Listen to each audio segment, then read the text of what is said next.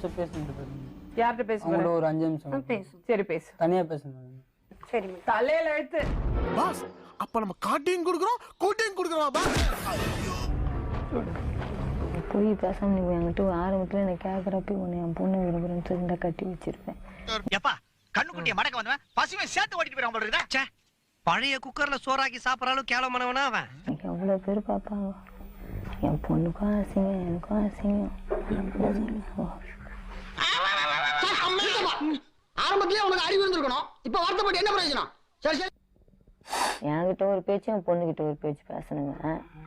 இப்ப நாளைக்கு எனக்கு எங்கன்னா வச்சிருந்தாலும் அப்படிதான் பேசுவீங்க. உண்மை டீச்சர் உண்மை. இதுக்கு வேற வழியிலே இல்லைன்றீங்களா? எனக்கு வேணாம், யாருமே வேணாம் புஷ்பா.